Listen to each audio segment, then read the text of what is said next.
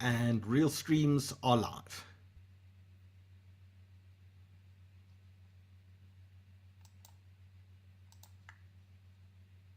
Perfect. I'll send out the messages now. Thank you. Sure. See you later.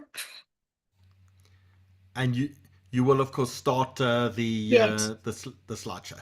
Yes. Cool.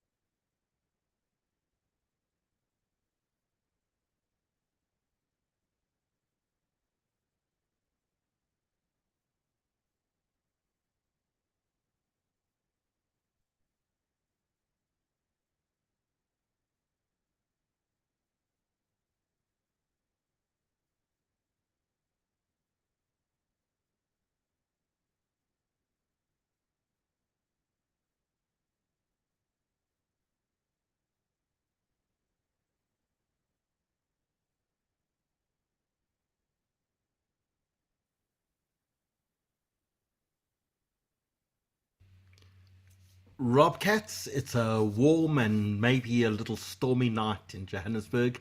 A good welcome to you. This is the first time you've appeared on one of our webinars. It is indeed, Howard. How are you? Good, fantastic. So I was just at King David Victory Park for their final assembly. As Oh, you know, well, the school closes down next week.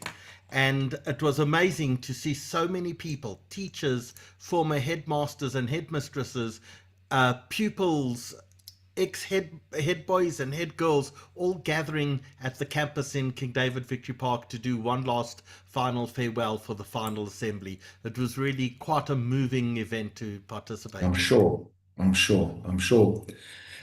Is this just me and you now? No, we're being watched, I can tell you, on Zoom by 54 people who've already logged in, Oh, and we're okay. also being watched on YouTube and on Facebook. Okay. 100%. So, Give me Rob, 2 minutes. I'll give you 2 minutes with absolute pleasure. I want also to introduce you to our audience because they haven't met Rob before, and he's one of the most interesting characters in Johannesburg. You will also notice that at this year's Jewish Achiever Awards, Rob won the Business Leadership Award, the Investec Business Leadership Award. And it's really an interesting life that he's lived. And so, Rob, I want to be able to introduce you to our audience, and I'd love them to know something about you as well. Wonderful, Howard.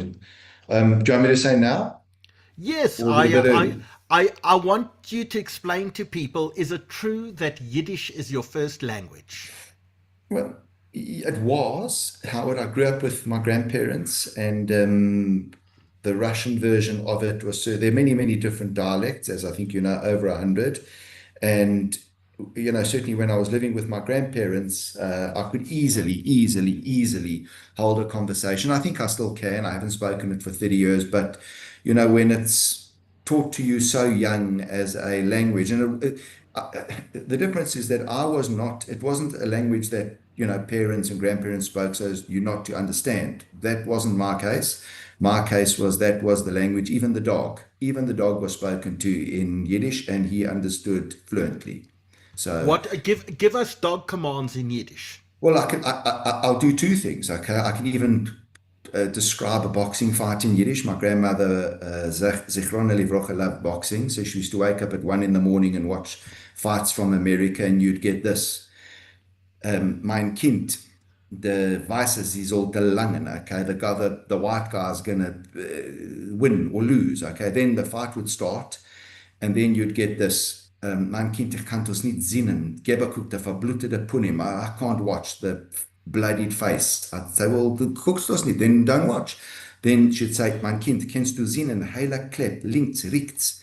Can you see big shots going in, left, right? So that was just the language. And then the dog got told, go weg von Tisch, go away from the table, go raus von Zimmer, get out the room, gebe cook very dos, go look who's there, mach zu de Tier, close the door, lege weg die cap, put the cap, his head down on my grand's lap, and that was just the language.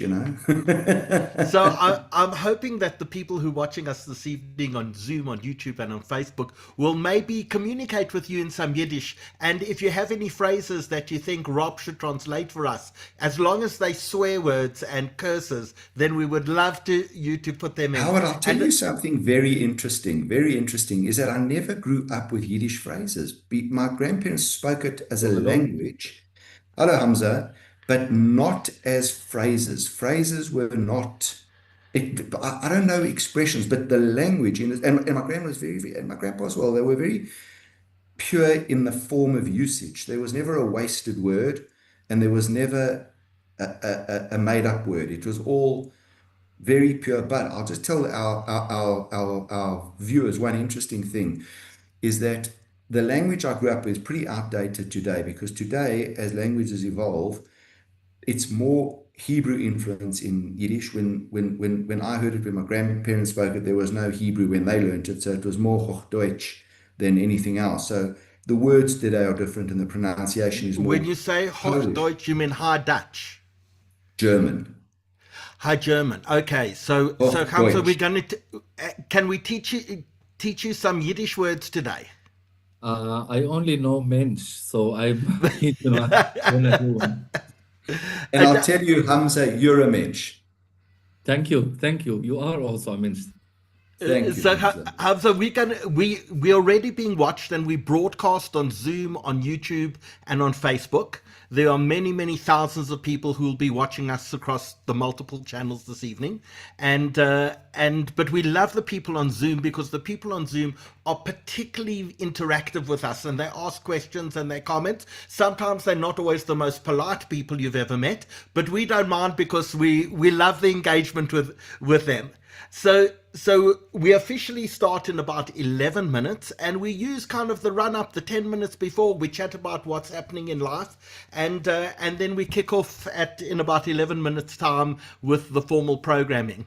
But a big welcome, because this is the first time you've been on one of our webinars. We've done in fact, this is our 189th webinar, and we've been watched about 6.5 million times since we began at the beginning of COVID. So a big welcome to you, and I can tell from your jersey, your sweater, that you're not joining us from Johannesburg. No, actually, it's first good to be here with you today, and hopefully it won't be the last time. I'm actually in Germany trying to adapt with this weather, and it's a bit cold here, but everything is fine. Where in Germany are you? Now, right now in Berlin, but I live in the other part, in the North Rhine-Westphalia. Okay. My coldest I've ever been was in Munich in minus 37 degrees. Have you had a winter in Germany yet? God. Yes, I actually came to Germany at the beginning of the last winter, and yeah, it wasn't that nice welcome, to be honest. I don't want to joke about it, but sometimes you land in Germany, it's so cold you want to turn around and go back to Gaza. I mean, this is one of the reasons why I'm not keen to stay here. Howard, I must tell you, minus 37 trumps my coldest, minus 28. I didn't think it could get colder. Minus 28 Moscow winter. I couldn't talk. My mouth just couldn't get moving. That sounds like a nightmare to me. I My can't tell you, mouth could not move. I have done one colder than minus 30 in Munich, 37 in Munich. I have done minus 42 in the Arctic Circle in Norway, watching the Northern Lights, standing outside in minus 42 degrees, and you've got snowsuits on, and you've got little things you crush in your boots and in your gloves, and there is nothing in the world that prepares you for something that's horrendous. I mean, I thought minus 28 was exactly that, Howard, but you trump it. yeah, I mean, talking about preparations, the friend who recommended to me actually to come to Germany warned me many times and told me, Hamza, prepare yourself for the winter since you are coming at the beginning of the winter. And yeah, I prepared myself for the winter, but a winter for the Middle East, not for Germany. So So Carol Geller just said, hi from cold London. At least it's dry today. We think that the people who go live in London are like, they just don't know what they're in for. It's always cold. It's always wet. Carol, what on earth are you doing there? Come back home. I presume you're an ex-South African. Come back home. And Charlotte is joining us from the Netherlands, and she says she's looking forward to a very interesting discussion this evening. So one of the things we do, we make sure that everyone watching us participates and is able to ask questions. And that's one of the great things that we've done, and one of the reasons why we always do these live, and why we're the largest live webinar channel in Africa, because we want audience participation. It's not just about Rob and myself having a discussion with you. We think you've got a story that has mass appeal to the world, and we want people around the place to actually participate. So I don't know if you've seen Tali Nate says, hello dear Hamza. I have, Howard, but Howie and Rob? you should say it loud. So Tali, so Hamza, you've actually met Tali. We're going to discuss at the beginning, but give us a word about Tali. can you remind me, actually? Tali Nate came with you and Rob on your trip. Yes, of course, I do remember. I mean, I don't know one word, to be honest. I can tell you that Tali is the only person in the world that Rob is afraid of. Okay. I mean, I genuinely don't know, and I don't want to miss it right now because it's a bit confusing to me, to be honest, because I don't think that I do remember quite exactly who is Tali. Can you remind me, Rob? Tali was the leader. There were two leaders of our group, Hamza. Because Tali, I remember that you did the thing and showed it to me. yes, Was it but to fill in, Rob? What Yes. did you do? yes, the tefillin. No, not the tefillin. The leader of our group in Poland was Tali and Daniel. Ali the woman. When Howard said the thing, I thought it's the thing on the hand, so I No, assumed. he's talking But about the tefillin. No. Tali, I do remember that she was one of the most informed people actually in our trip. I was astonished by the level of information, details that she had. I mean, whenever I had a question, I went to Tali and. Yeah, I mean, if I want to tell her something, is that I want to learn more from her. She's amazing, but let me tell you, terrifying. Rob is terrified of poor Tali. Why? In case he makes a mistake, she's the one person who's going to tell him. To There's no inform question people, of about it. course. But I must just tell you, Howard, that I love and respect Tali. She is my mentor, a very, very dear friend, and I have a tremendous gratitude to Tali Nates over many years. In fact, Tali's first Pesach over 30 years ago was in the house of my late father-in-law, Russell Gadden. So it's a long-dated relationship. But you may remember, Hamza, as well, that Tali's father was one of the people on Schindler's List. Yes, And I in actually, fact, Tali, at some point in time, I think you need to come on and talk about your personal story and the story of your family as well. I think it's a fascinating story. of course, and I actually want to use platform to say thanks actually to Tali for the very great trip actually that affected me, and I learned a lot from this trip. For those who don't know, I took the decision of going to Poland on a Holocaust study trip during this crazy war. And you can imagine how crazy is the idea for a Palestinian from Gaza who's seeing the war and taking the decision to go to Poland. And yes, I learned a lot. And I think Tali was kind of the people behind the trip who invited me. So tremendous gratitude actually to you, Tali. So, Hamza, tell me, as I opened up my phone just before we went live, I saw you just posted something onto social media. I think you were wearing the same sweater as well, so I knew it was immediate that you had done it. What it has been like for you, without discussing the content, because we're going to be discussing the content when we go live in about 4 minutes. What has it been like for you to become a bit of a social media star? Oh, that was something I never imagined. This is the start to start with. I mean, I wasn't that lover of social media or even staying for longer than an hour on social media before this war, but I think I was driven to that decision. And on the one hand, it's a great power. It's a good power to be influencer. You can deliver a message, and you don't know who listens to this message. On one of my messages or one of the posts that I posted, I never expected, for example, Jared Kushner to see this message, and I was talking about what Hamas is doing in Gaza. On the other hand, yeah, social media can be very toxic, and with this radical algorithm that it drives you more and more to be radical, and it goes in both directions, to be an extreme advocate for this side or an extreme advocate for this side. So, yes, I think I'm trying to navigate how I can reach the balance of using the social media at the same time prioritizing my mental health. So, are people generally empathetic for the vast majority? And do you find people engage with your content? Uh, no, actually, or this is my guess. Actually, it's yeah, it's more of a team playing thing that we are following this one because he's from this team or this one from this team, and you feel that they are not that genuine, or parts of them at least, not to generalize, parts of them are not genuine. When you start to criticize something bad happening from the other side, and you do not see the same level of support that you saw when you criticize the other side. So I'm not generalizing, of course, but I think parts of them are not that genuine, actually. Yeah, it's a soapbox for people.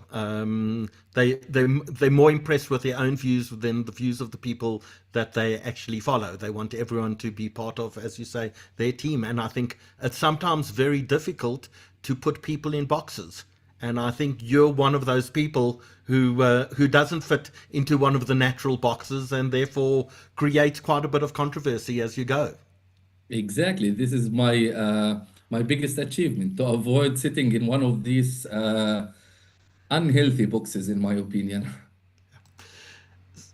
So, ladies and gentlemen, the time has just gone 7 p.m. in South Africa, 8 p.m. in both Israel and Gaza, and a big welcome to everyone who's watching us around the world this evening, to the big audiences we have in places like the United States and Canada and the United Kingdom, Australia, Israel, France, Philippines, Nigeria. A big welcome to all of you, and just a reminder as well that this isn't just a monologue or a discussion between Rob, myself and Hamza. This involves you, and so please, whether you're watching us tonight on Facebook, on Zoom or on YouTube, please make sure that you comment and ask questions, and we'll make sure that all of those questions are brought across. And Hamza, it's freezing cold in Germany, so we're giving you a night in, and I hope you've got some time to address some difficult issues and tell some important stories and some hard truths that people need to listen to. So a big welcome to everyone. Just a reminder that this is the 189th webinar brought to you by the South African Jewish Report. And don't forget, we distribute in hard copy as well as online, email, newsletter, WhatsApp. And the front page of this week's edition is brought to us, and you can see fundraising against Cape Union Mart halted. So what happened is people who were shouting outside the Cape Union Mart store, accusing the owners of genocide, they attempted, because they're being sued for defamation, they attempted to actually defend their case in court, a case for defamation, by raising money on BackaBuddy, and they got booted off BackaBuddy by the BackaBuddy people. So you can pick up your hard copy edition at your local supermarket, your local butchery, CNA, Exclusive Books, Pick and Pay, Checkers, ShopRite, your local spaza shop outside your Woolworths. Don't forget, pick up your hard copy, or alternatively, if you'd rather read us in digital format, you can always go to sajr.co.za. But very importantly, as we head into the Christmas Hanukkah period, we don't print for about a month. And that means that we continue to produce, but we produce only in digital copy. So we produce via newsletter and we produce via WhatsApp. And if you would like newsletter database or our WhatsApp database, I'm going to ask you to pick up your phone now, to turn on your camera and point it at the screen. You will see there are 2 barcodes on the screen. If you want to subscribe for the newsletter, point your camera at the first button, and it should bring up a little bit.ly link that will allow you to go and subscribe for the digital edition. So you'll be emailed probably 2-3 times a week, a newsletter from us. If you'd like to join one of our breaking news WhatsApp groups, point your camera as well to the bottom of the screen, and you will see there's a WhatsApp code that will come up at the second barcode at the bottom of the screen. We'll bring this up again for you in another minute or two, but we strongly suggest, particularly over the break that we're taking from publishing the newspaper over December, if you'd like to stay informed, please make sure that you subscribe for either the newsletter or alternatively join one of our WhatsApp groups. Don't forget as well, you can go at any time onto SAJR, which obviously stands for the South African Jewish Report. You can either download the entire edition of the Jewish Report, or alternatively, you can click on each article, and we've got about 280,000 unique people who come on every month onto our website and actually read the Jewish Report, either the full edition or one of the articles. It's a huge base that we've developed of people around the world. You can do that as well. And don't forget as well that if you want to, you can watch all of our past webinars by going onto the Jewish Report website as well, sajr.co.za. Just click on webinars. This webinar and every other webinar you'll see under the webinar tab. You can also actually access it by going onto YouTube. We have a channel on YouTube, so it's the SA Jewish Report channel on YouTube, and you can see all the past editions. And Hamza, you'll see that over the coming week or two, thousands and thousands of people who weren't able to join us live this evening will go and watch our webinar that we're doing as well. So Gilana, if you can move us forward one. So just the last reminder, if you weren't able to subscribe for our newsletter or WhatsApp, we're going to leave this up on the stage for the next 30 seconds or so, and you can just use your camera, point it at one of those 3D barcodes and the QR code, and it will open up a subscribe button for you that will allow you to stay in touch with us over the December period when we are not broadcasting. So with that, a big welcome to Hamza. It's a great honor and pleasure that you're joining us this evening from Berlin. And you were brought to us because you and Rob actually met. Rob, tell us how the two of you actually got to meet each other. So, Howard, what actually happened was that I was very privileged to be an invitee to a study trip in Poland in August. It was hosted by the Johannesburg Holocaust and Genocide Center, led by Tallinades, and the Simon Wiesenthal Center out of Vienna, led by Daniel Schuster. And it was a trip comprising of Holocaust educators and peace activists, literally from around the world.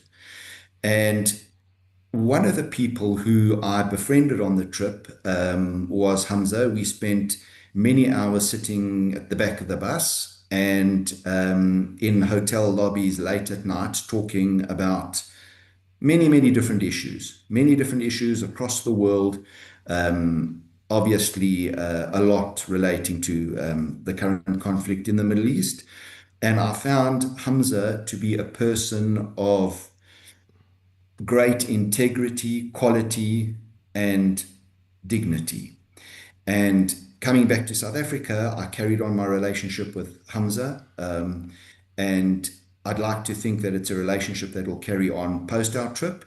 And I thought, Howard, that, you know, having listened to many of your shows, that I thought that this would be a most interesting webinar for you to host. So Hamza, in the middle of a war between the Palestinian people and the Israeli people, you decide to go to Poland to learn about the Holocaust. What drove that decision, and what did you learn when you were there? It's actually a good question, because when the invitation actually came to me, I was hesitant, to be honest. I was hesitant to go or not. And yeah, I was thinking already before the invitation come to learn more about the Holocaust and maybe do a visit to Poland and to Auschwitz and other places. But when the invitation came, I was hesitant because of the timing. I was hesitant of who is inviting me also, because I didn't know back then or at the beginning who was inviting me. But I thought about it. I thought about it for a few days before I said yes. And I think the main idea that popped up on my mind when I was thinking about that is that when I recognize other people's pain, that doesn't deny my people's pain, and that by no means says that I'm okay with the war happening in Gaza, but I'm someone who wanted to learn. I'm someone who wanted to learn about the history of the people who are sharing the land with him. And I was waiting for this opportunity. So when it came, I couldn't say yes. And yeah, that was actually what drove me, is just the belief that when I recognize other people's pain, that doesn't negate mine. And when I learn more about the people whom I'm supposed to share the land with, that will make it much easier for me. And what did you experience when you were there? Well, actually, I learned lots of things, to be honest, because I was ignorant. I was ignorant about the Holocaust and what Hitler did. Like I had some abstract ideas, but I was not that informed about the details. And one of the situations actually that stuck with me is when we were walking with our tour, and we were seeing the belongings of the Jews who took their bags, their pots, their living stuff. And I felt a bit weird when I asked, when I realized that, okay, those people were being transported to concentration or extermination camps, but why are you taking your glasses, bags, and all your stuff with you? And I remember when I asked our tour guide, he responded to me and he said, because those people were also being sold a false hope of having a better future in these other places, that you are going to work, that you are going to have another life in another place. And that is stuck inside me, how hard it is to not only be cruel and kill and exterminate people, but also to sell them this idea of false hope before doing that. So I learned many stuff about how the levels of cruelty and what dehumanization and demonization and unchecked hatred ends up with. So, Hamza, can we start almost your story at the beginning? Because we'd love to know a little more about you growing up, about your family. You don't come from a particular political family at all. Yes, actually, I come from a family that is not politically affiliated inside the Gaza Strip. And unfortunately, you cannot avoid politics inside the Gaza Strip. So I grew up in a very good neighborhood, a Rimal neighborhood of Gaza. But I had to go through many different levels of indoctrination inside the Gaza Strip, starting from my first school, which was named Dar al Arqam, which is not an ordinary school. It's a religious school inside the Gaza Strip. It was owned and controlled by Hamas. So I had to receive this indoctrination at a very early levels, to listen to the jihadi songs before going to our classes in the start of our school day, and to have to memorize the Quran. I memorized, I think, third of the Quran when I was 10 or 11 years old. And after this school, I went to normal schools. Then for me to start thinking about religion at I think at the age of 18, but then I had to go to the Islamic University of Gaza, which is also Hamas's ideological stronghold. And also in this university, the indoctrination continued, but deep inside myself, I was this agnostic guy who was not interested about religion, but it wasn't an option for me. In this university, no matter what was your specialization, you will study Sharia law, fiqh law, you will be a perfect imam after you go out of this university. And beside you studies every militant and every leader of Hamas. There's Yahya Sinwar studied, Ismail Haniyeh, every one of Hamas studies in this university. So I had to face this indoctrination, at the same time to have the belief inside myself that I'm just here for learning, not to be part of it. Now, was that easy? It wasn't, because of Gaza's economical situation and the hardships, and how Hamas managed to make the Gaza society of two layers of the wealthy elite of Hamas's members, leaders, and supporters, and the vast majority of Gaza who are just struggling to earn their living. And I was part of those. But with this, I couldn't go with the normal life in Gaza because, as I said, Hamas controlled every aspect of our life in Gaza, talking about kindergartens, schools, universities, to jobs in Gaza, because it was a requirement if you want a job in the public sector to be part of Hamas's party. And I wasn't. So I was invited many times in the university to join Hamas and to earn some of these economical benefits, whether I'm talking about a job, a car, or apartment, and the list goes on. Thankfully, I didn't, and I continued until in 2019, I joined the We Want to Live movement, social movement inside the Gaza Strip that had two goals. One is to have some economical improvement in Gaza and to have elections. This was our way to say we want to overthrow Hamas, but in a polite way, because we didn't dare to say that out loudly. When we took the streets in March 2019 in Jabalia, in northern Gaza, I was arrested like many others. Actually, we were around 1,000 people who were arrested in just a few days. Those who even ran from Hamas, they stormed our houses, including mine, to take our phones, our laptops, and I was tortured in Hamas's slaughterhouses for 3 weeks until my family managed to pay a bribe to one of Hamas's officials and get me out of that prison. But this So experience, yeah. if I can stop you there for a moment, how did they know who was there? Were there informers? How did they know who was participating in these "We Want to Live" movements? Actually, they were smarter to the extent that they put in some undercover members inside the protest, and they were already informed that a protest is going to take a place, though we did not publish about it online. But of course, they have always informants inside the Gaza Strip, so they knew about it, and they were ready. The number of police cars that came to the Al Trans Street in Jabalia, where I was I think more than 10.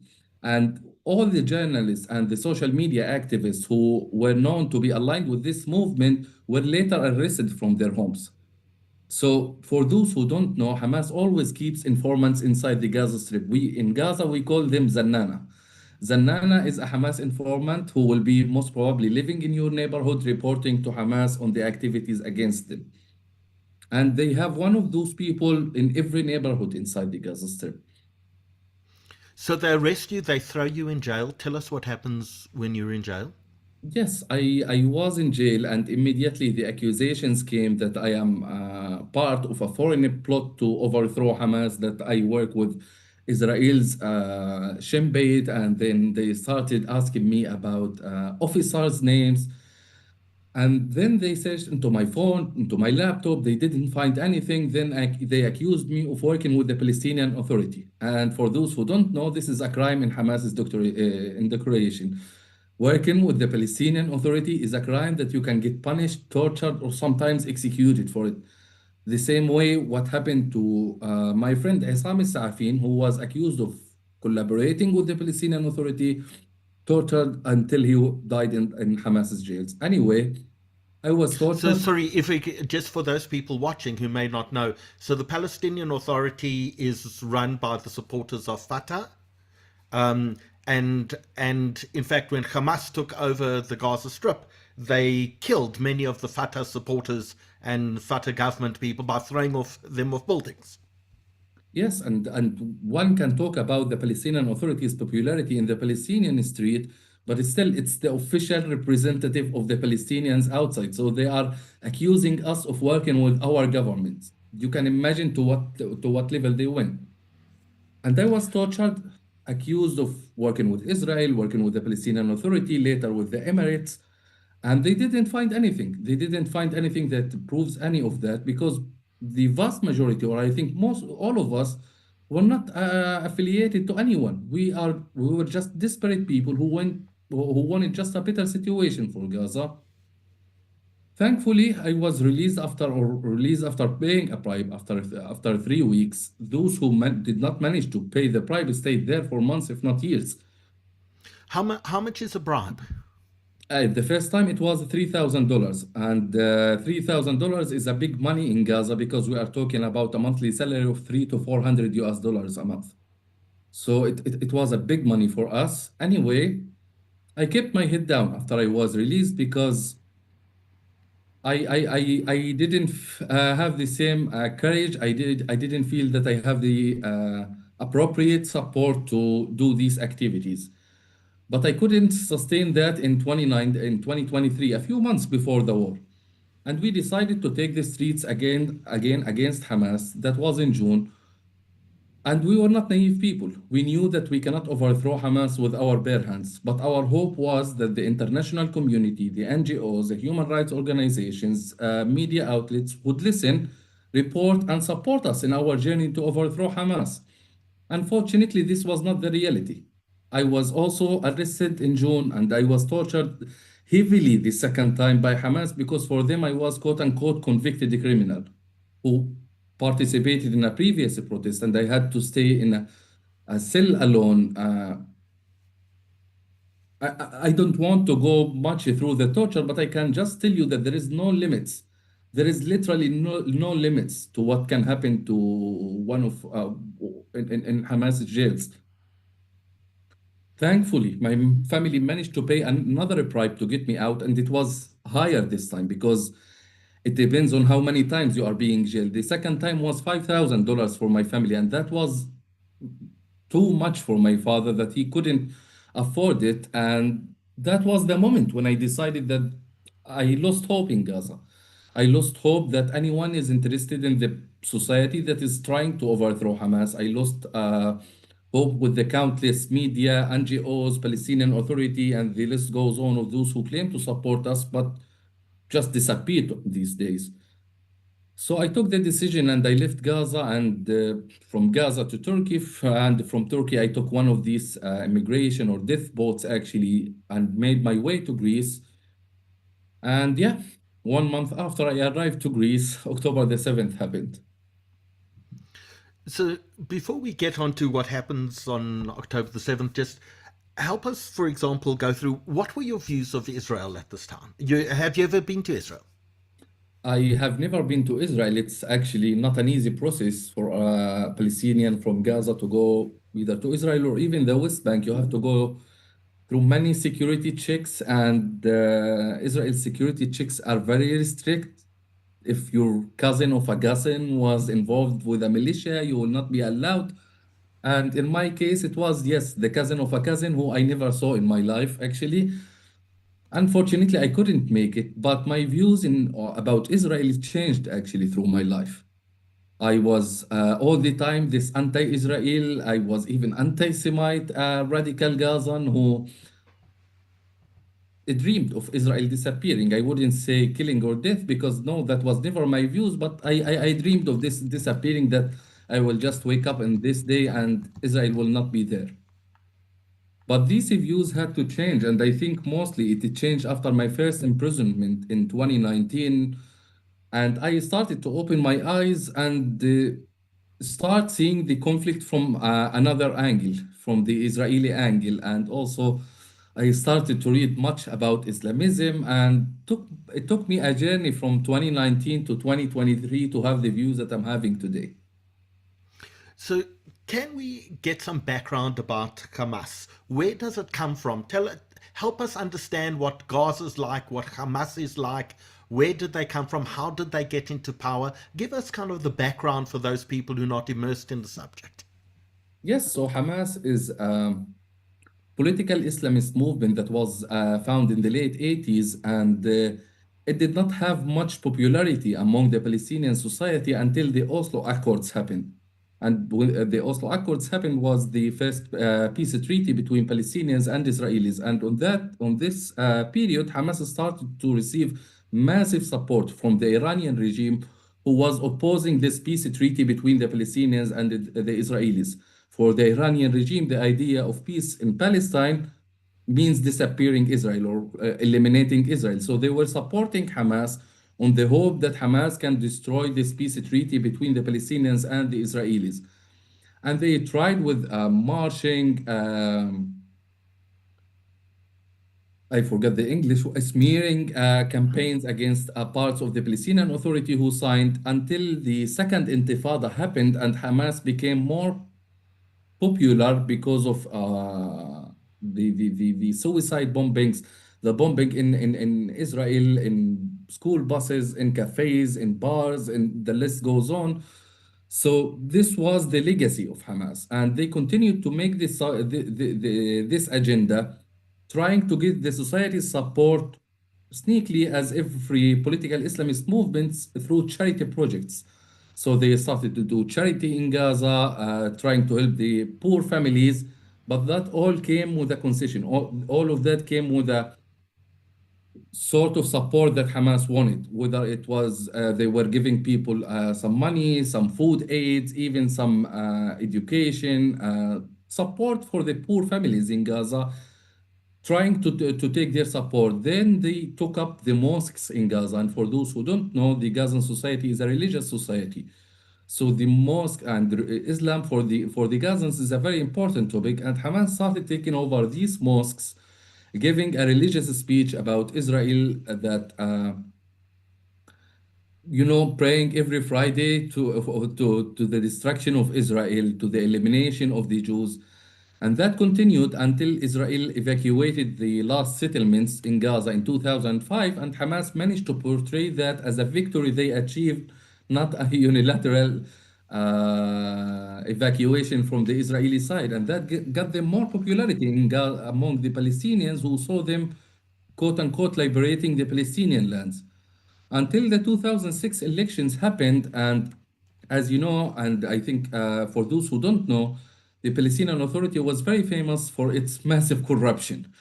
So the people in Palestine were looking for an alternative, and Hamas was trying to be this alternative with its political slogans. You know that our one of their political slogans was "Our hands are clean," trying to say that we are not as corrupt as the Palestinian Authority, and the list goes on. And because of the nature of the Palestinian election system, where the Palestinian Authority or Fatah as a party can go either as a one umbrella of Fatah or individual campaigns.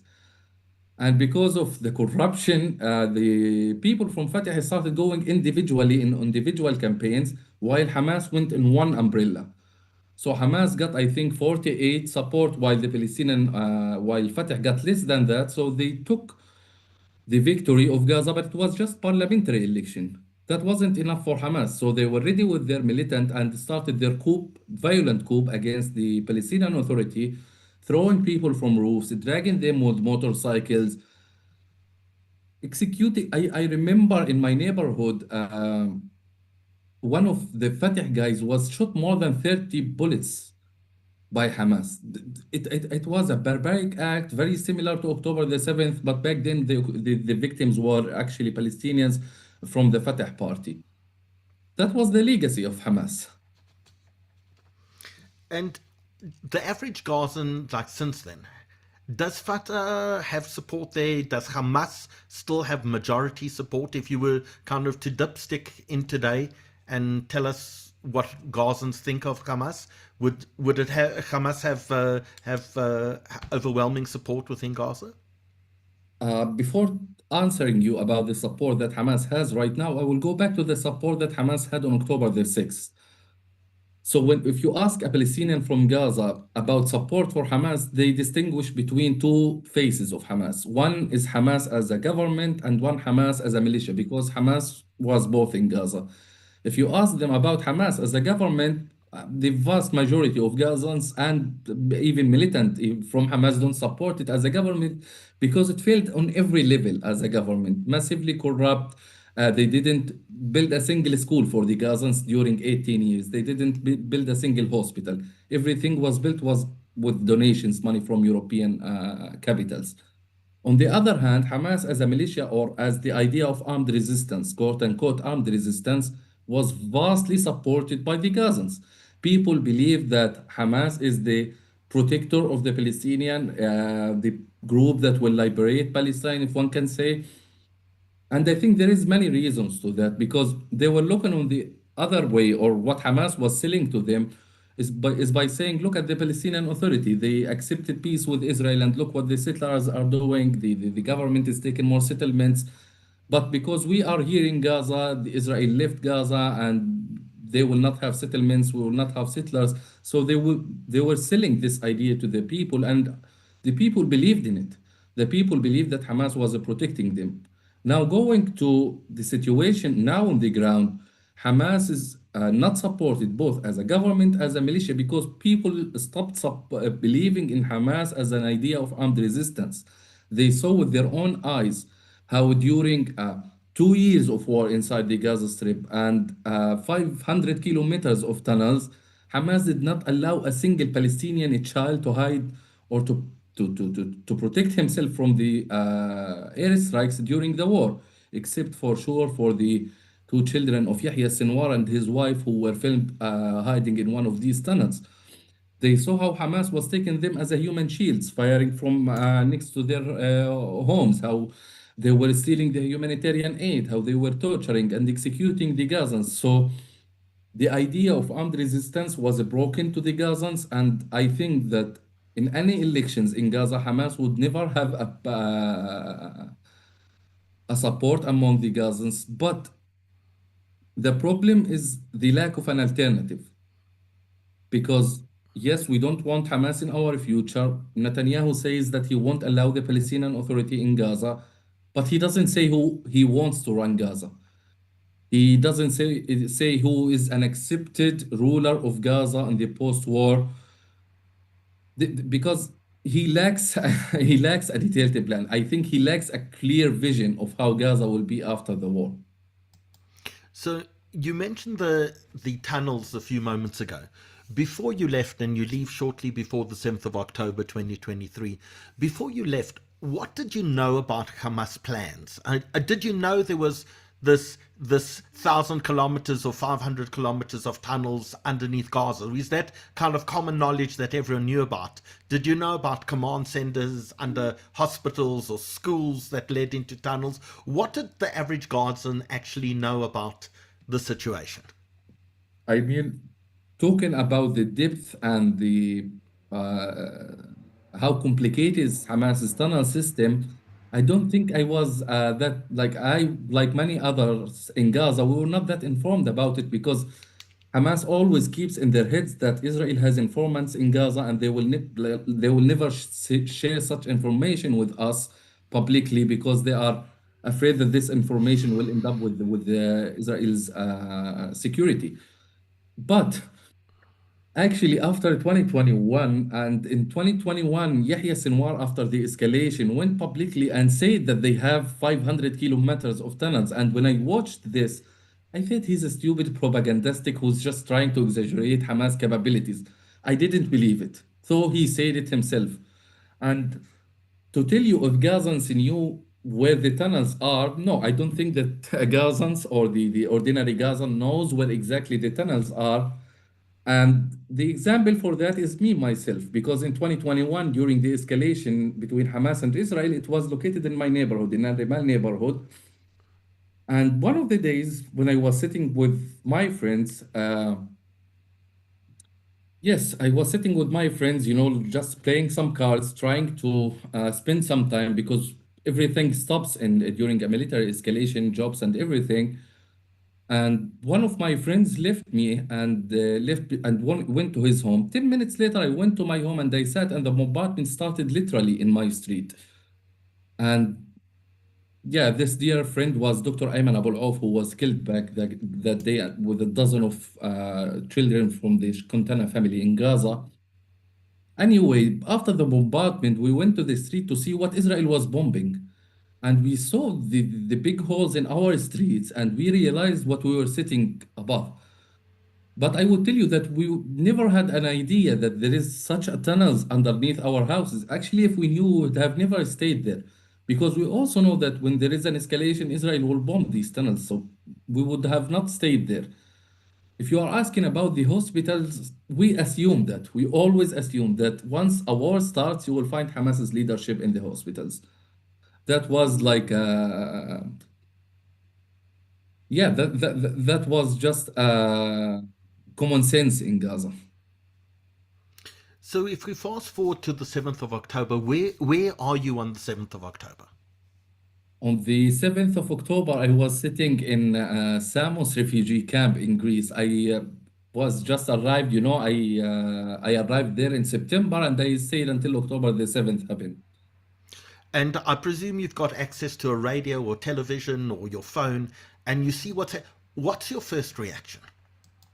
Actually, I still remember waking up very early that day because of the voice in the room, that because I shared the room with other three people from Gaza who were listening to Al Jazeera and whatever at 6 a.m. or 7 a.m. And I woke up and I was like, who's listening to news at 7 a.m.? What's happening? I realized that something happening. And I started to see the news about Hamas invading Israel, killing, kidnapping people. And to be honest, at the first moment, I said it's Israeli propaganda. They are exaggerating what Hamas did so they can do whatever they want in Gaza. Or it's Hamas exaggerating what they did to show the people that we can break the IDF power image. I couldn't believe it. It was confusing, with confusing media coming from here and there. One says Hamas killed 100 and one says that Hamas killed 1,000. It took some hours until one had somehow a clear image of what Hamas did that day. And to be honest, it was also shocking for me as a Gazan who lived with Hamas for 19 years. That was also shocking for me. Despite everything I saw from Hamas, whether from the coup of 2007 to my torture in 2019 and 2023, that was one thing, but seeing what Hamas did on that day was totally different thing. Until now, because I spent much time seeing what Hamas did on that date with the GoPro cameras and the documentary. I still cannot comprehend how can a human being do that to another human being. Until now, I don't have a clear answer on how. Do you phone your parents on that day to check they're okay? Do you speak to people at home, and what do they tell you? Yeah, of course. I mean, the immediate reaction is reaching out to the family. And I remember my father's first reaction when he told me they destroyed Gaza. We have to run. And my mother shared the same because we were not naive. We were first horrified by what Hamas did. And then we also realized the consequences coming for Gaza because Hamas kidnapped the Israeli soldier JRLive in 2006, and we saw the Israeli response to that. Hezbollah also kidnapped some Israelis, and Hezbollah himself said that if I knew that Israel's response will be that way, I would have never entered this war. And we also saw from Hamas's countless escalations. So we all knew that this will end up opening the gates of hell on the Gaza Strip. And that was why I urged my family to leave Gaza immediately. I told them from the first day to leave Gaza. And that was also the same with my friends who were all horrified by what Hamas did because yes, we have this conflict with Israel. We have much to say about Israel's military, about Israel's settlers, about the settlement movement, but we would never accept what Hamas did on that day, and we will never have the ability to endure the consequences of that on Gaza because we knew that Israel's response will never be a soft response. What do you think Hamas thought Israel's response would be? And do you think that they themselves were shocked at how successful they were on the 7th of October? I do think so. I don't think that Hamas thought that it will be that easy, to be honest, because still right now one thinks of what happened on October the 7th, and there is many questions that pop up to one's mind because Israel is known for its development technology, control, security, arms development. And the idea of Hamas invading Israel in such a way is still not acceptable, even until now for me. And I think even for Hamas's people themselves, because I think Hamas's leader, Mohammed Deif, said it himself that he said, and I'm quoting, sent 3,000 soldiers from Al Nukhba on that day. And if I knew if it's going to be this way, I would have sent the 30,000. So Hamas's people themselves did not expect that quote unquote success in their terms about October the 7th. And it wasn't also only Hamas. There was other Gazan militias, Palestinian Islamic Jihad, the Mujahideen movement who kidnapped the babies, children. So I think they did not expect that quote unquote success, and they themselves were shocked by what happened on that day. But that doesn't mean that Hamas did not understand the consequences of their plan, of their intent attack on Israel, because it was in their intention to kidnap. It was in their intention to kill people. And they did, because October the 7th was about two waves. One is the wave of the so-called Nukhba unit at the beginning, and then the other militias with some civilians from Gaza who entered to loot the Israeli homes. And the first wave of Hamas's 3,000 Nukhba militants kidnapped at least 50 people from Israel. So they also understood, or they are not that naive to not think of Israel's response to kidnapping 50 of their civilians from their homes and killing hundreds others. What do you think Hamas thought would happen? Do you think they anticipated the ferocity of the Israeli response and the Yes, destruction that would follow? yes, I do think that, and I'm uh, close to be sure actually about it because I spent much time listening to Hamas's statements, and if you went back to Yahya Sinwar's statements, it was part of his idea of this attack, and he described it actually in a previous media appearances, I think in 2022.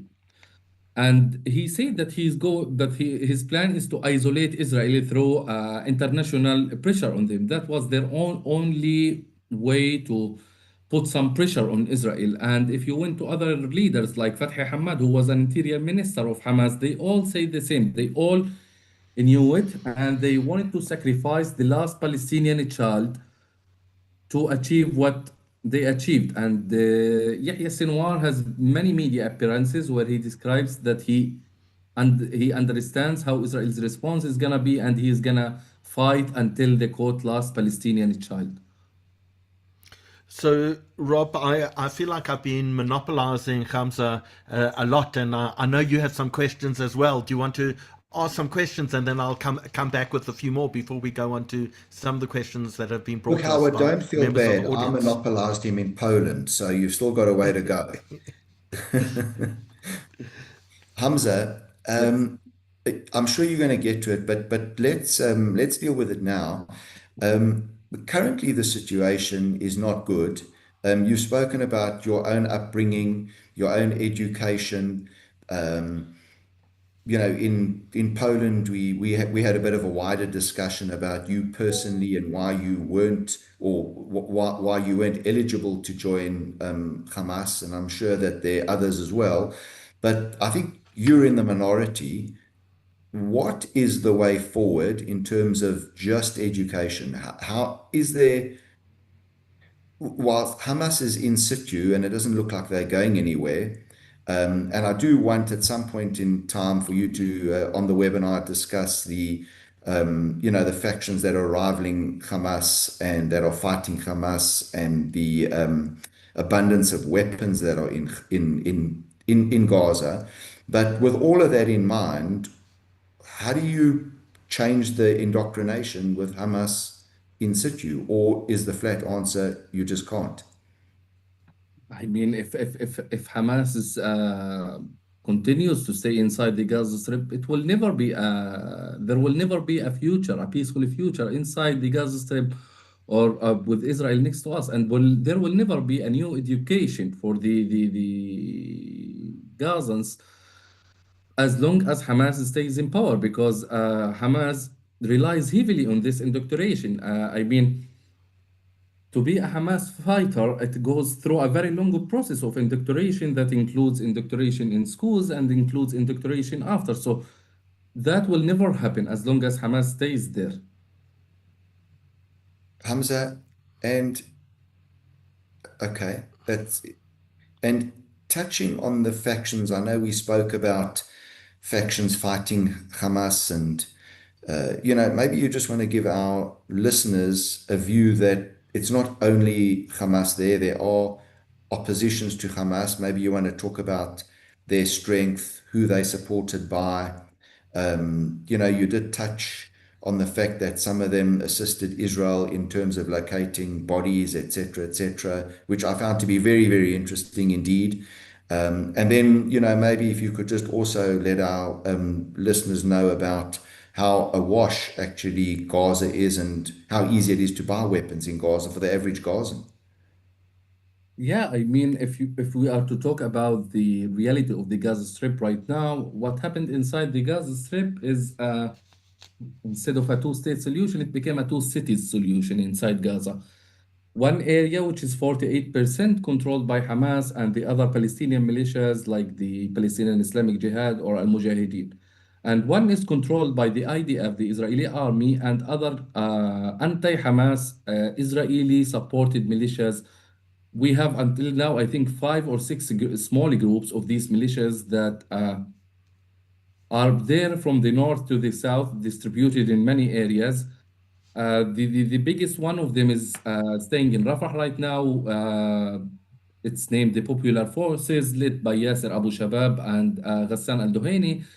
And my problem with these militias is that many of them has very long criminal history inside the Gaza Strip. I mean, talking about Yasser Abu Shabab, he was a very big drug trafficker inside the Gaza Strip, and even his deputy right now, Ghassan al-Duhaini, was part of a small militia that emerged in Gaza before I left. It was called the Jaysh al-Islam, which means the Army of Islam, and it was very close to ISIS. And I think Ghassan is not an Islamist or an ISIS guy, but he was someone who was trying to benefit from these militias. Anyway, my problem with these anti-Hamas militias is I also think of the day after. Okay, if we defeated and disarmed Hamas, who's going to disarm these militias? Because my problem with Hamas is not only because it's Hamas, but because it's a militia. And I don't think a state can be built with militias here and there. The state has to have the legitimate and the only use on the violence when necessary. That's what I think, at least what Max Weber sees. So this is stuck, and right now this is stuck because of the disarming process. The international society with the Trump's plan all supports disarming Hamas, and Hamas refuses to disarm. And the question of the process on how to demilitarize Hamas is not clear until now. Some thought it will be the international stabilization forces, but the international stabilization forces say that we are not interested in clashing with Hamas. We just secure the borders and etc. Keep in mind that this international stabilization forces is formed from Muslim countries, Indonesia, Azerbaijan, and the list goes on. So somehow it's understandable why they don't want to clash with Hamas, because they don't want much headache from the pro-Hamas parties. Hamza, can you talk to us what Gaza looks like today? We see pictures of terrible destruction. How much of Gaza is destroyed? Talk to us about the issues of hunger and starvation. How real are those issues for the average Gazan?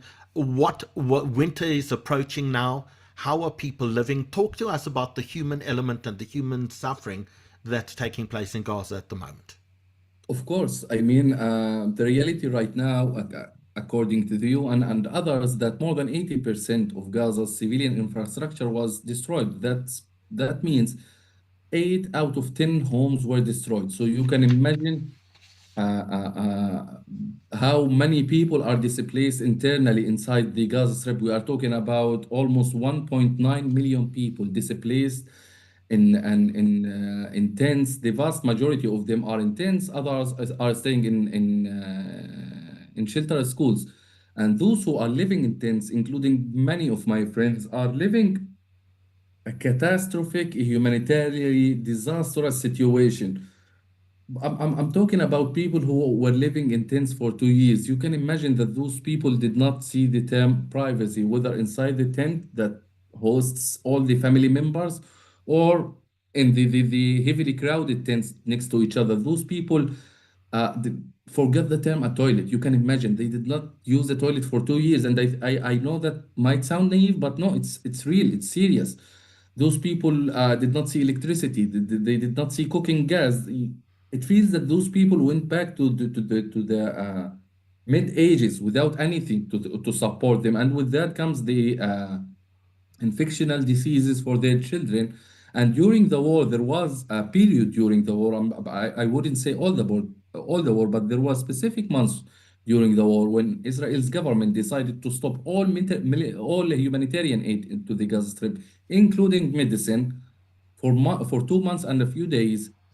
There was real starvation in Gaza. There was people who died of malnutrition, children who died of that, and I think there was many documented cases.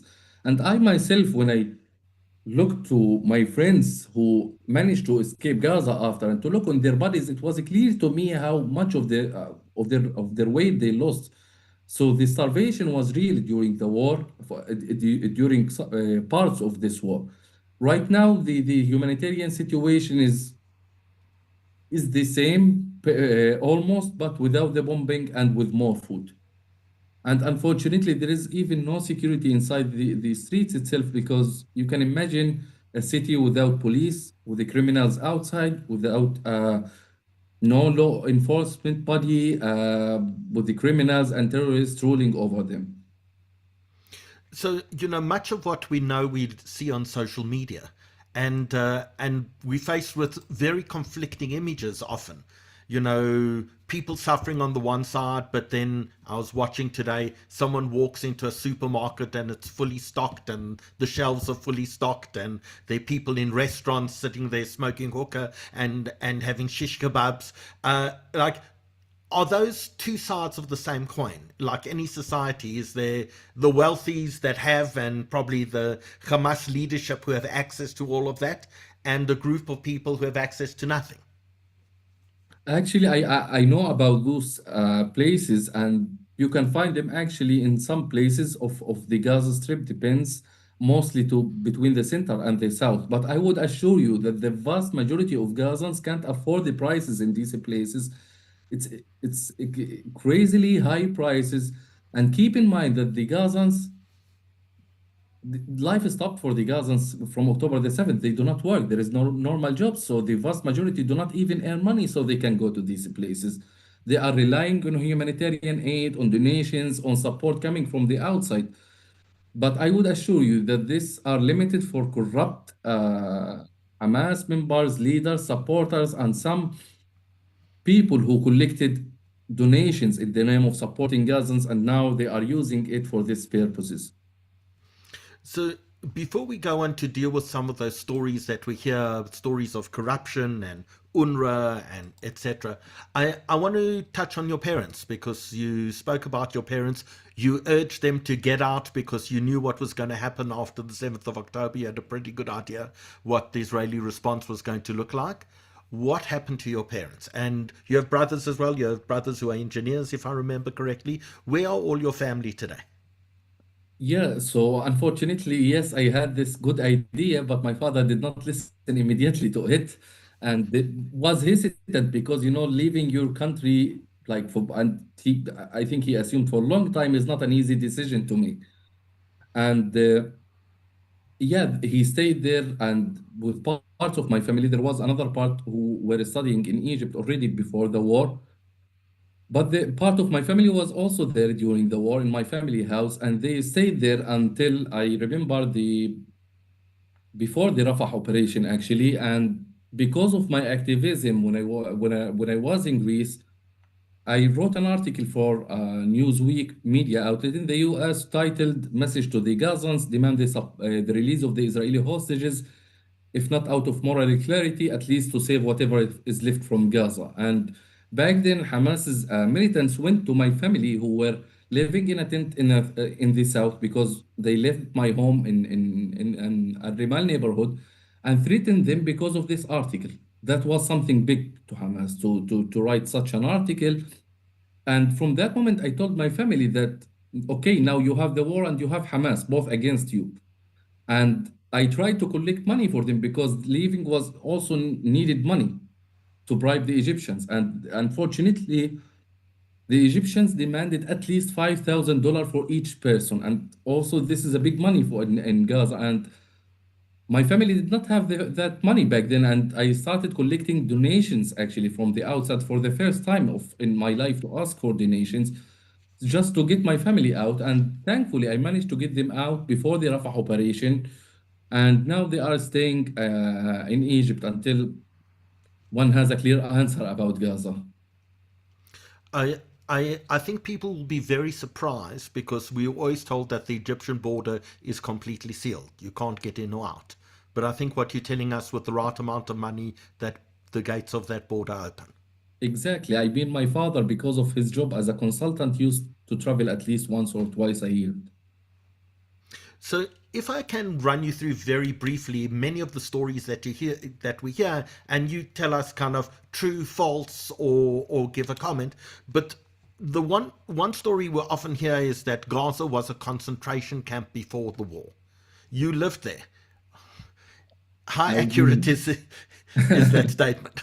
I mean, I think whoever uses this term to describe Gaza does not have any idea what a concentration looks like. I urge him to take a trip like I did with Rob and go and see what a concentration camp looks like.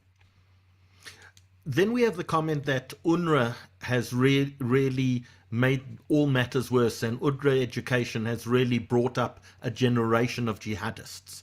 True or false? No, that's an exaggeration, actually.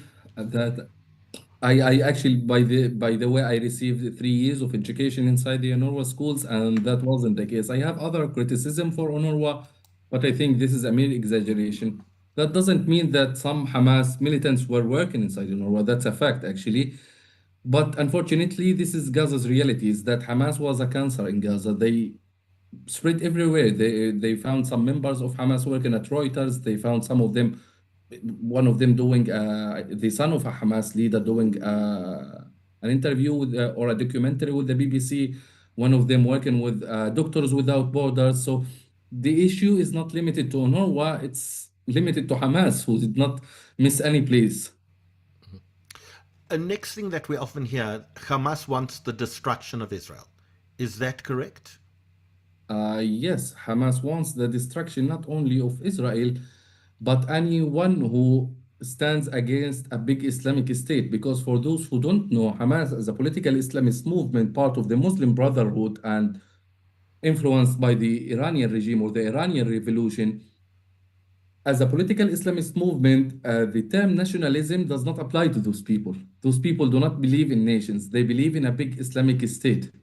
So for them, as actually the co-founder of Hamas, Mahmoud al-Zahar, said in a recorded interview that Hamas's project is not about Palestine. We have a bigger project, and he pointed his finger to the map when he was talking about it. And he was talking about the big Islamic state. Next thing that we often hear is it's all about Qatar, and it's about Qatari money supporting this grand vision of a big Islamic state as well. True or false?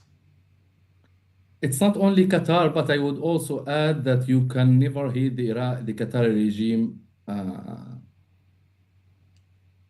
as you should, I think, because it's not only Hamas, but what they do in the entire Middle East.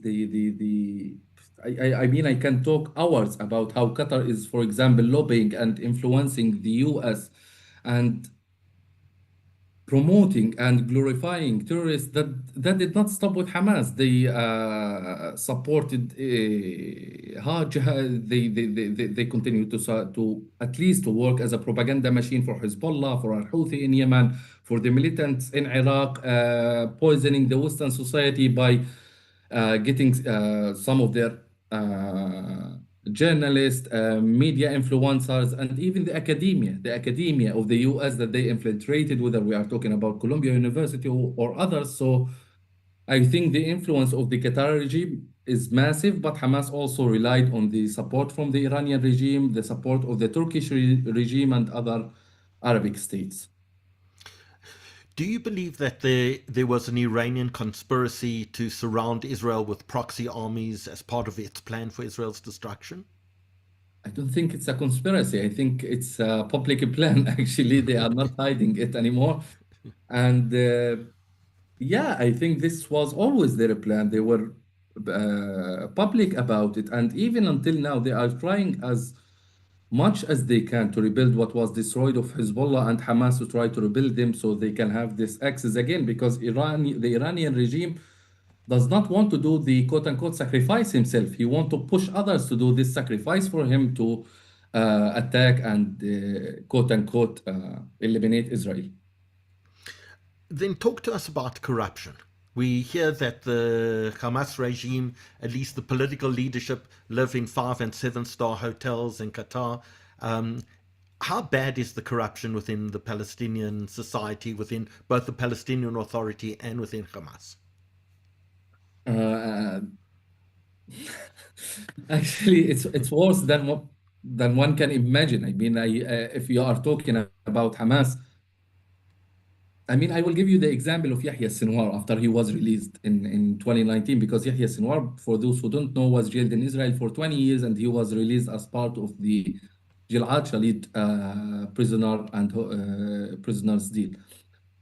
And Yahya Sinwar did not have anything when he was released from Israel's prison. He was there for 20 years. He did not have anything in Gaza. He was living in the south in Khan Yunis. And after he was released, He bought a villa next to my house in a Rimal neighborhood. He opened a Sinwar suites. He opened a Sinwar for hijab, a Sinwar hijab dresses, a Sinwar for money exchange, a Sinwar restaurant. That was all in between just 2019 and 2023. And those two parties, Hamas and the Palestinian Authority, they are massively corrupt. Those people, it's beyond reparation, I guess. I mean, this is why I don't believe when they talk about the reform of the Palestinian Authority, without the necessary pressure, the Palestinian Authority should be dismantled and built again, because I think they tried to reform and change some of this corruption, but every time they fail, because I think it's in the system itself. Then, Rob, I want to bring you back, because I think we need to talk about some of the things in the Western reaction to Hamas that's maybe a little confusing. So you have Queers for Palestine, who seem to be a big movement around the world. Does that surprise you? How are gay and lesbian people dealt with within the Palestinian society and within the Hamas-controlled region? I mean, in the Hamas-controlled regions, I mean, of course, it's not an option for someone to be publicly part of the LGBT community. I mean, when Fatih Hamad was an interior minister, I mean, it was even hard for just a guy and a woman to work together without being family related to each other. That was a reason for arresting Gaza. And so, yes, this is one thing. I of course, Hamas will execute them in a very bad way if they catch some of those people. But on the other hand, I was happy, to be honest. I was happy to see some support for the Palestinian civilians from this movement. And yeah, I'm happy to see a support from them for the civilians in Gaza. Of course, if they support Hamas, then the term that Netanyahu used, chicken for KFC, would apply. Rob, you have some comments about like some of the university, sure. the liberal university Sure, views. exactly, Howard. Thank you. So, Hamza, we've seen a wave of support across Western capitals, Ivy League universities, literally stretching from North America all the way down to the southern tip of Australia. Does this support surprise you? Is it, in your opinion, and I know that you're a peace activist and well versed on the subject, is it more pro-Palestinian, more anti-Israel, anti-Semitic, or a combination thereof? Actually, to start with, I was surprised, to be honest, by this massive support that went after October the 7th. I mean, talking about the US, it was never in the US history that you will find among the Republicans more than 50% support of recognizing Palestine as a part of two-state solution. Even looking here in Germany, you would never find a support for a two-state solution, a majority support. Now we are talking about more than 60% in Germany. So I think the support that came after October the 7th was never there before. This is something unprecedented and big. This is one thing about whether they are pro-Palestine, anti-Israel, or pro-Hamas. I think they can give better answer with their actions, I guess. I mean, I would say that my answer would differ depending on where you are asking me, in the US or Europe or whatever. But I think there is many parts who are anti-Israel, coming from, the leftist dictionary of anti-colonialism. So this is how they see it. And there is some parts who are proudly, publicly glorifying, chanting, and supporting Hamas. And you have, I think, the third part who genuinely want this war to stop and to have a better solution. Now, the question is, after all what we saw, the question is for the pro-Palestine movement, because I think in the meantime, they are empty. There is no clear vision of what they want to achieve right now. And I think this is a question for them to ask, okay, what kind of solidarity do we want to do for the Palestinians? What are our agenda to support the Palestinians? Because chanting in the street or in the university or blocking whatever student from getting here or harassing this student there, that will not support us. That will never do anything good for the Palestinians. Actually, it will harm more than benefits us. So it's for them to develop the agenda of how and how to support the Palestinians. So, Hamza, before we get on to how do we solve the problem, because we want to talk about solutions as well, before we get on to that, I want to talk about the South African government, because the South African government sees itself as a bastion of liberation and revolution and sympathy for the Palestinian people. We did learn on about the 16th of October, I think it was, that our then Minister of Foreign Affairs, Naledi Pandor, called Hamas to congratulate them on the success of the Al-Aqsa flood operation. That was Sorry? who was that? Our Minister of Foreign Affairs, Of South Africa. oh. And in fact, in December of 2023, the ruling party in South Africa, the African National Congress, invited Hamas to South Africa, hosted them in Parliament, and hosted them in the head offices of the African National Congress in South Africa.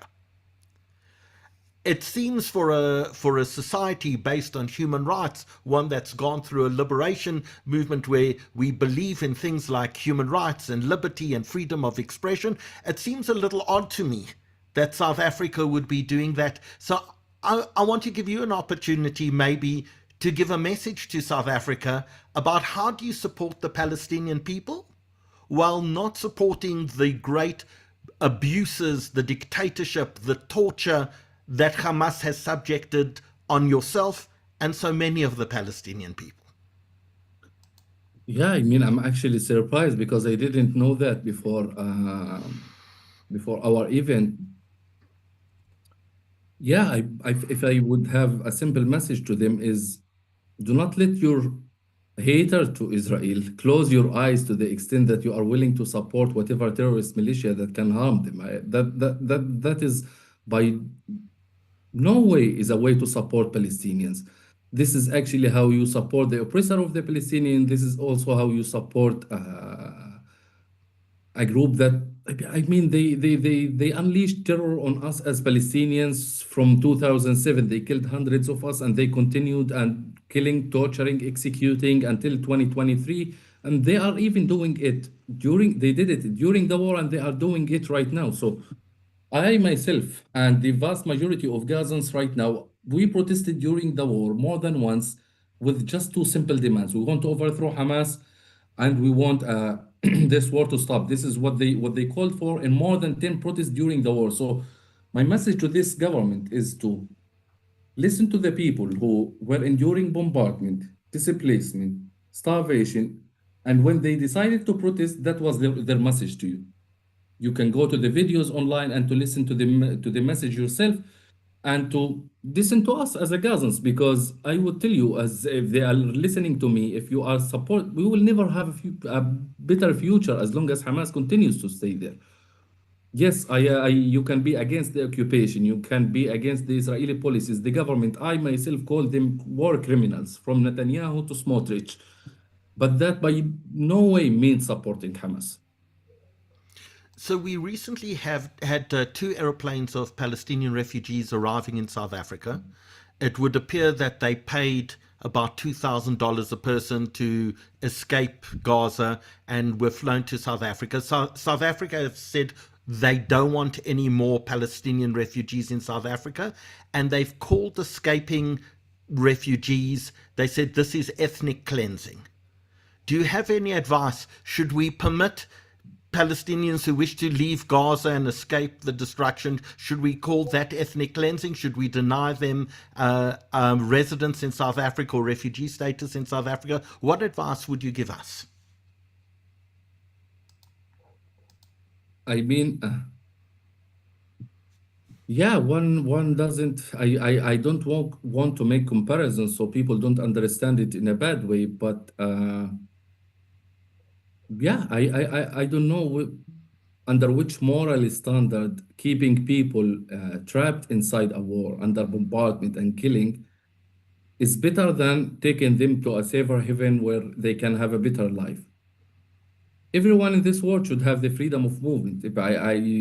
I think this is something that is not controversial. And yeah, I think as I said, I don't want to make the comparisons, but we can also remember how when Jews were escaping the Holocaust, what one is still thinking about those who refused to receive these refugees while they were escaping death. And Fully charged battery, fully yeah, charged. I think everyone should have the freedom of movement to go wherever he wants, to leave whatever war space he needs. But I think the controversy I think that happened is that the South African government was not informed, I guess, with that those people are coming. So I think it's the story has a bit some details to dismantle, but in general, I would say I'm always supportive of anyone who receives Gazan refugees. I myself am a refugee, and I'm thankful that I don't know actually if to say thankful because Germany now wants to deport me, but I'm also thankful that at least for some time I was hosted here and I was granted a place where I was escaping. I was escaping less horrors than that. I was only escaping Hamas's horrors without talking about the war. So I can't imagine how is it for the people who are staying there. I'm sorry, it's just one last sentence. This is when, if you want to not to accept this, if these people, this is when slogans control your mind more than your moral compass, more than your humanity. I myself, if I saw someone who's needs help in the street, of course I will help him. I cannot go back home and still thinking how I left this one to suffer outside.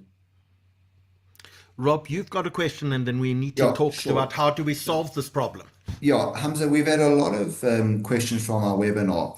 I want to quote Middle East Uncovered for our listeners. Middle East Uncovered is a very, very insightful journal on the Middle East, and Hamza is a contributor to it. And on the October 14th edition on Middle East Uncovered, you wrote, "All living hostages are finally home. It feels unreal to even say that after everything.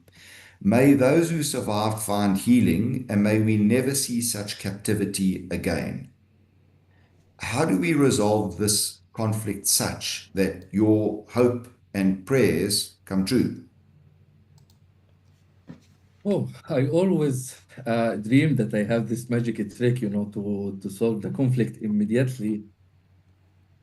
But I think as I said, I don't claim to have this magical solution. But in my opinion, many things has to change so this conflict can be solved. One of them is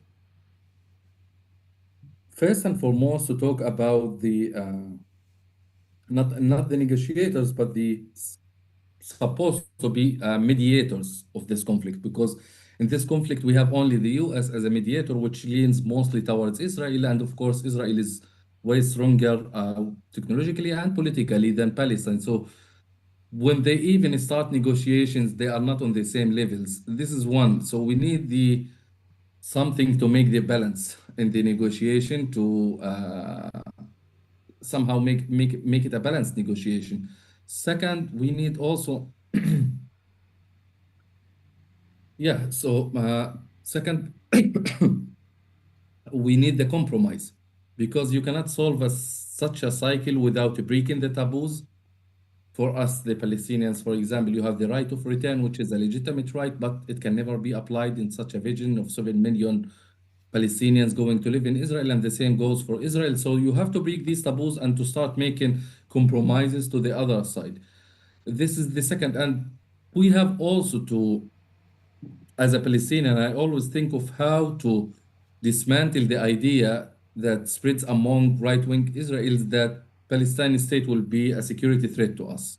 So for us as a Palestinian to work on this part and to manage to convince and reshape the opinion of Israelis that a Palestinian threat will not be a security threat to Israel, because Gaza was not a peace plan, but it could have been a good example of how a Palestinian state can be. Unfortunately, Hamas destroyed that. So it's on our responsibilities to do that, and also on the Israeli side to start seeing the Palestinians as a normal state living next to them, not as a security threat. Because at the end of the day, Israel also had these imaginations about Egypt, then they did the peace treaty. They had it up with Jordan and they had the peace treaty.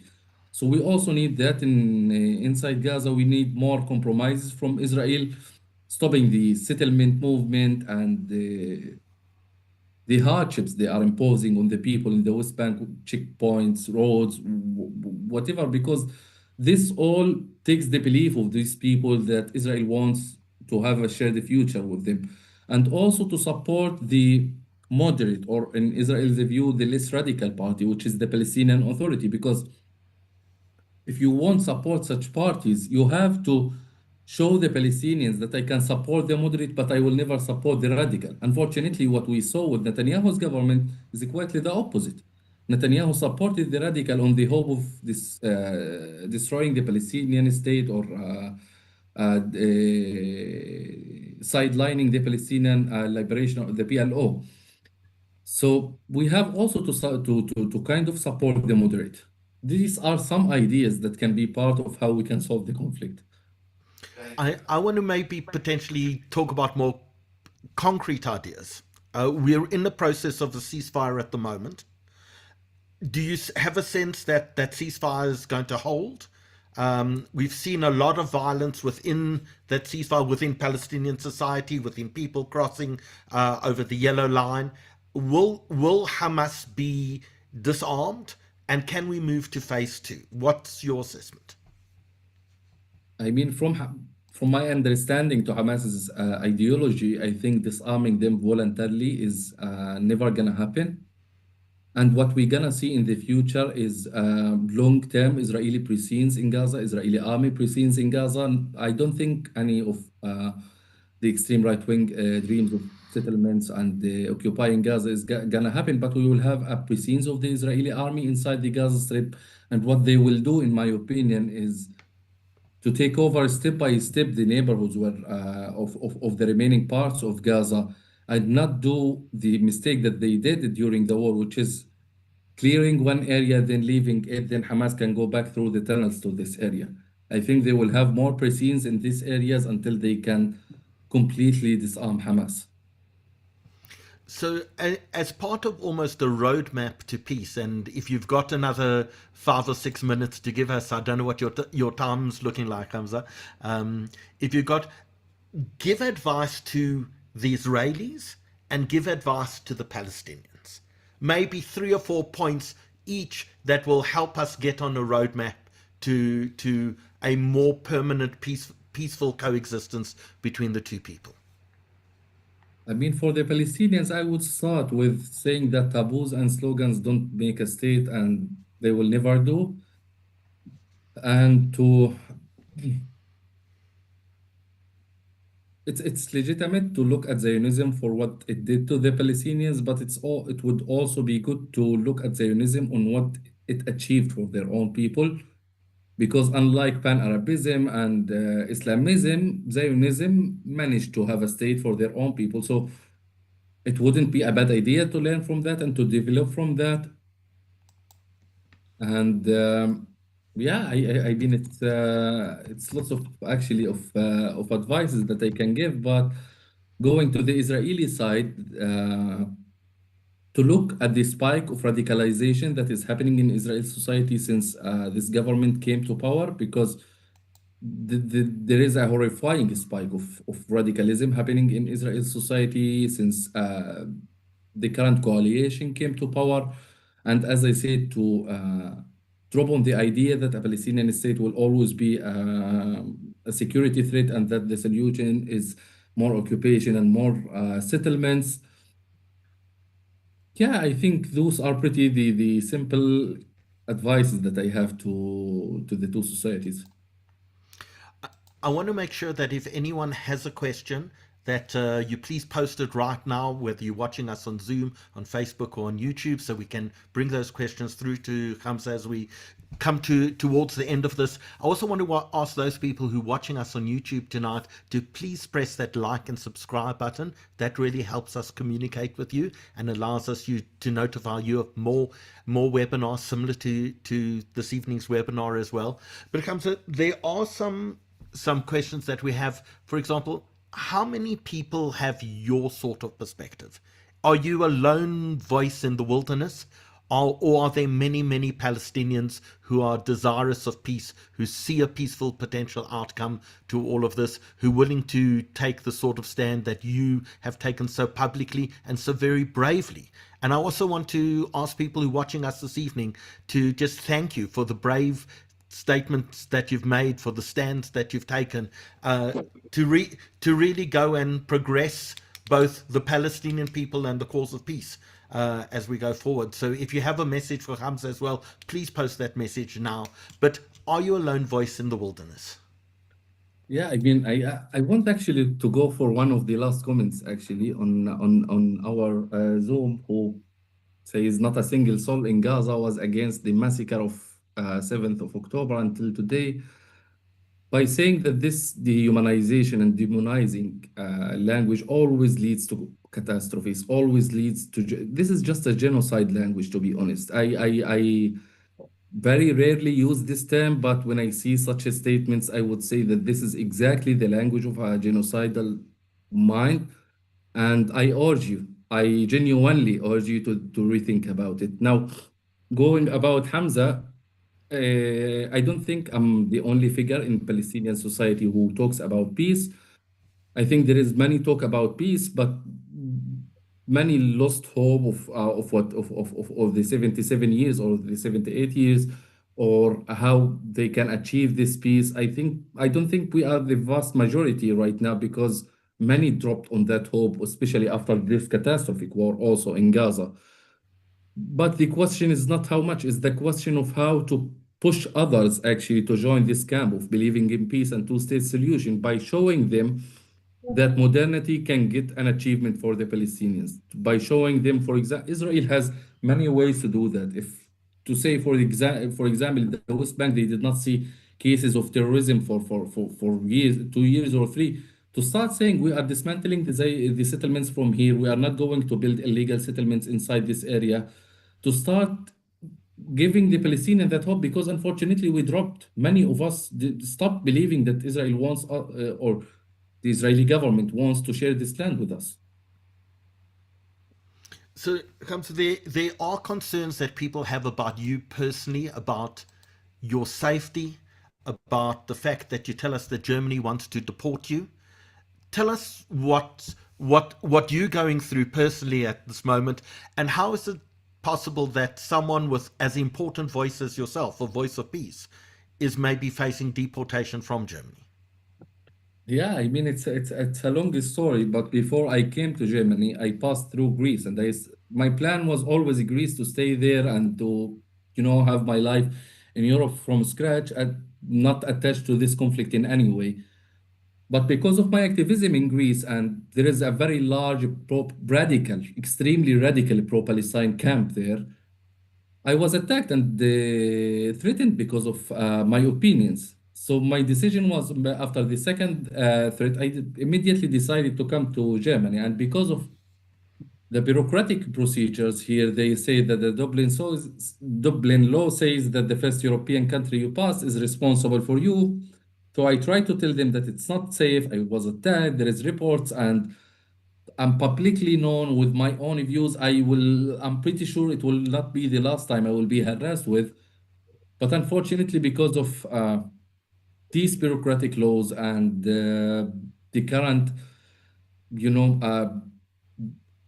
move against the migration worldwide, I'm having this deportation letter, and I was supposed to leave the country in June and go to Greece. I couldn't go because I don't have the documents with me. I don't have the means for that. So right now I'm just waiting to maybe Germany rethinks its decision, or most probably I will go back to Greece. How do you survive on a day-by-day basis? Oh, it's a good question. I mean, I stay in a random refugee camp because people think that we're frauding my comments with that I'm a Mossad agent living in Tel Aviv. I live in a refugee camp, and also all the time with my events here, I always have security. We always talk to the police and we have connections to the police. I made more than 20 events here in 1 year, and I don't remember one time we did events without police presence. And yeah, normally just avoid the streets that are known to be radical in German's capital. So if we were to ask a final question, it's a question of hope. Do you have hope for the future, for solving the problem? Do you have hope for the Palestinian people? Do you have hope for yourself and your family personally? Yes, I do. I know it might sound French to say that in such a time, in such circumstances, but I do have the hope.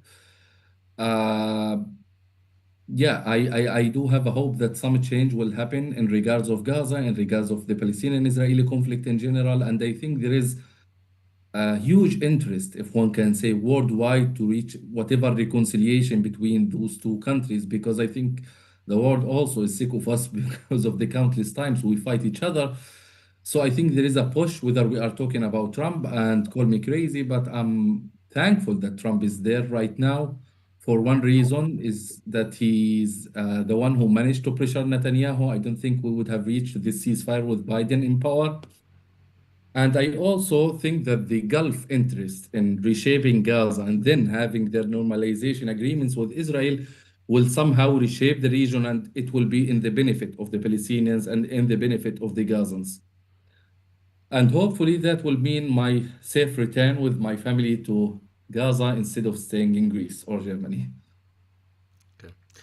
Rob, just a huge thank you for this introduction and for getting Hamza to agree to spend his evening with us this evening. Hamza, it's been a truly inspiring evening. It really has been. And I think when you read so many of the comments that have come through, and I'll send them through to you afterwards, I think people really, truly appreciate the bravery that you've shown and the important voices for peace. And the more voices we can elevate of people who want to solve the problem rather than perpetuate the problem, the more people that we can get to break down stereotypes and to see each other as humans, the greater chance that we have of solving everything for all of our benefits, for the benefits of the Jewish people, for the benefits of the Israeli people, for the benefits of the Palestinian people, and for the benefits of the Muslim people around the world as well. This has been a conflict that has gone on for much too long.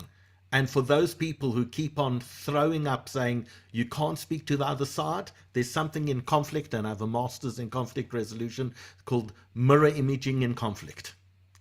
Every side sees the other side in the exact same way. And as long as we think there's no partner for peace on the other side, we are going to condemn ourselves to perpetual war. Let's rather look way beyond all the rhetoric, and let's see the humanity in each of us, and let's actually try and make a difference to solve all of this. Hamza, you've been so generous with your time this evening. May this be the first of many times we get to chat, and the first of many times we actually take a foot forward in order to try solve the problem. Yes, hopefully next time in person. Absolutely. Thank you so much, Rob. Thank you so much for organizing this. Pleasure. Good night, everyone. Good night, We'll see you again soon. Cheers. Good night. Bye-bye. Good night. Bye.